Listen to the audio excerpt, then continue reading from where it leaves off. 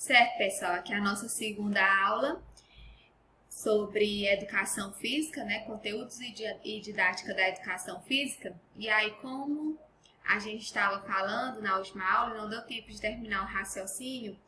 Então, no contexto dos parâmetros curriculares nacionais, eles foram criados justamente para colaborar para que as escolas e os professores traçassem seus objetivos de maneira mais clara e mais coerente com a fase do desenvolvimento dos alunos e, segundo eles, cada escola deve possuir o seu próprio projeto pedagógico e esse projeto pedagógico ele deve ser adaptado, né, como eu falei para vocês na última aula lá, a realidade em que essa escola está inserida, né? Então, sempre deve levar em consideração a comunidade, onde está a escola, né? Os alunos, ver as características individuais de cada aluno, ver ali o contexto do ambiente em que a escola está presente, né? Então, como está aí no slide para vocês, que também estava no finzinho da última aula, segundo os parâmetros curriculares nacionais, a educação física nas séries iniciais deve-se buscar o desenvolvimento dos conteúdos através de brincadeiras que com o tempo devem possuir regras mais complexas, certo? Então, a proposta pedagógica da escola deve ser norteadora do processo de ensino e metodológico da escola, certo? Então, como eu falei para vocês, é muito importante saber de que forma as propostas pedagógicas elas estão sendo seguidas, elas estão sendo trabalhadas pela dificuldade que muitas vezes as escolas passam, né? Principalmente as escolas da rede pública, quem já está trabalhando aí sabe disso, tá bom? E onde as aulas também são ministradas, deve ser levado em consideração, porque muitas vezes são em condições bem difíceis, né? E condições muitas vezes assim, acredito que as escolas principalmente da zona rural, ainda hoje, infelizmente, tem uma situação bem difícil, né? Onde elas estão atuando. A forma de se trabalhar, às vezes, é bem difícil. E principalmente em relação à educação física, né? Ao trabalho com a educação física, que não tem aquelas escolas que são cobertas, né? Não tem uma quadra coberta, até mesmo não tem nenhuma quadra, ou que não possui aquela sala que seja apropriada para fazer aquelas atividades de educação física, uma sala que seja, vamos dizer assim, vazia, né, que possa desenvolver essas atividades, certo?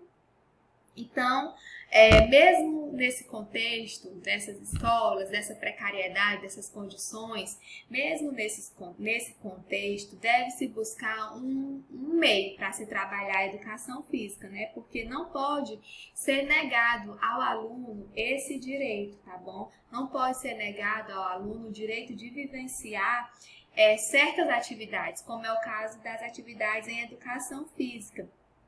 Porque muitas vezes esses alunos, uma parte ou a maioria, eles não terão mais essa oportunidade de trabalhar essas atividades, tá? Nem dentro da escola, porque eles vão passar para outros períodos, e nem mesmo fora da escola, tá bom?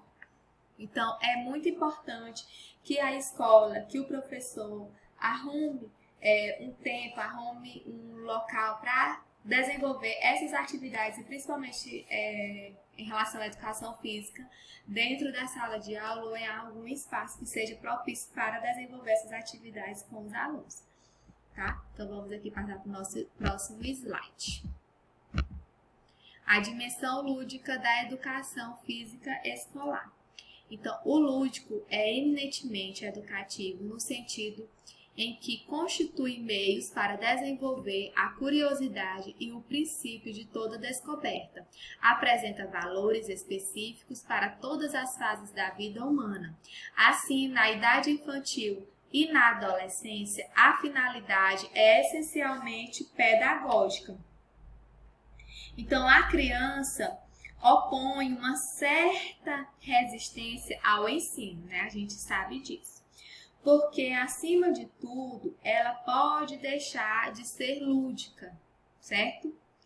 Então, no que se refere aos conteúdos observados em aulas de educação física infantil, muitas vezes, na prática, negam todos os universos da cultura corporal, do lúdico, dos jogos e das brincadeiras. Então, é um equívoco reduzir todas as possibilidades desse universo da educação física à prática de atividades esportivas, né? Então, resumir a educação física, a disciplina de educação física, reduzir ele somente à prática esportiva, né? Ou a um número reduzido mesmo, um número bem pequeno, de temas e propostas por parte dos professores, tá bom? Então, a criança, ela é automotivada para qualquer prática, principalmente no que diz respeito à prática lúdica. Sendo que essas crianças, elas têm uma tendência a notar a importância de atividades para o seu desenvolvimento. Então, dessa forma, favorece a procura pelo retorno e pela manutenção em determinadas atividades, né? Pelo desenvolvimento de determinadas atividades e continuar fazendo elas, que a criança começa a se interessar. Então, a criança, ela não se importa se ela está desenvolvendo bem ou se ela está desenvolvendo mal uma atividade. O que importa para essa criança é saber se ela está tendo o prazer em realizar a atividade, né? Se aquilo ali para ela está bom ou não. Pouco importando se tá realizando da forma correta ou não, tá certo?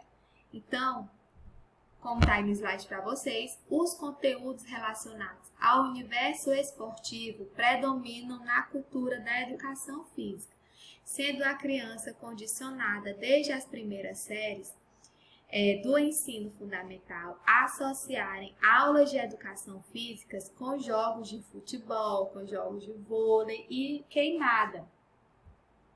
Por quê? Porque na maioria das vezes, por que essas crianças elas sempre relacionam a educação física principalmente ao futebol? Porque na maioria das vezes elas são influenciadas pela mídia, pelos meios de comunicação. E qual é a prática esportiva que você mais vê passando na mídia, na televisão, enfim? É o futebol. O futebol e o vôlei. Outras práticas esportivas são divulgadas, mas não tanto. O futebol é o mais divulgado. E em segundo lugar, a gente pode até colocar o vôlei, né? Depois tem, mas a queimada nem tanto, né? Mas geralmente as crianças associam a educação física justamente a essa prática do vôlei, a prática do futebol e a prática da queimada, né?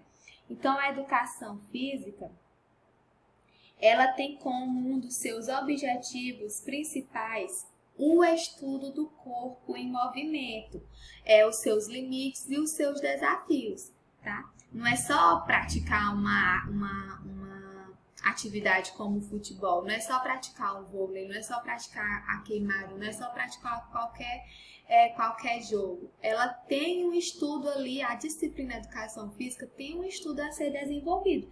E qual é um dos principais pontos? É justamente o corpo em movimento, é justamente os limites corporais, os limites da pessoa fisicamente, tá bom? E os desafios que essa pessoa ela pode enfrentar e vencer. No entanto, né, essa importância se deve também ao desenvolvimento integral do aluno, tá bom? Então, vai estudar o movimento do corpo, vai estudar os limites, os desafios e o desenvolvimento como um todo do aluno, que vai descobrir os seus limites e os diferentes modos de executar os seus movimentos físicos, desenvolver a sua criatividade e compreender conceitualmente as atividades corporais produzidas pelos seres humanos ao longo da sua história cultural, com a liberdade de expressão de seus sentimentos, tá bom? Então, a educação física tem todos esses objetivos para estudar, né? Então, é difícil imaginar uma atividade humana que não seja culturalmente produzida pelo homem, assim como é difícil imaginar uma atividade cultural que não seja manifestada pelo corpo, não é verdade? Vocês aí, o que vocês acham? Então, como está aí no slide para vocês, assim, essa disciplina de educação física deve proporcionar ao aluno diferentes práticas corporais, desenvolver a sociabilização, respeitar características próprias e também características dos outros indivíduos do grupo, adotando atitudes de respeito, dignidade e solidariedade, conhecendo, valorizando, respeitando e desfrutando da cultura corporal. Com isso também, além de desenvolver essas práticas, né, a prática do respeito, da dignidade, da solidariedade, né, o indivíduo também passa a adotar alguns hábitos, né, como o hábito saudável, hábito de higiene, a educação alimentar, certo?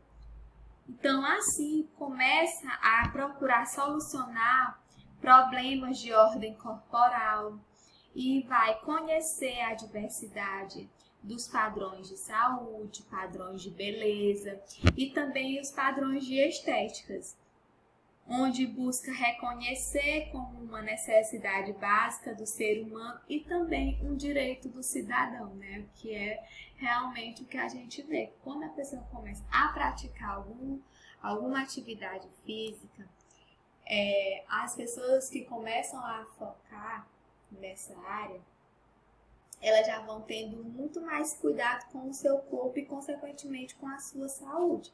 Então, não vai desenvolver, não é só músculo, né? Não é só a movimentação ali do corpo, vai desenvolver todo o ser humano, né? De cima a baixo, tanto nos seus aspectos físicos quanto nos seus aspectos mentais, também questões de higiene, questões de cuidado consigo próprio, certo?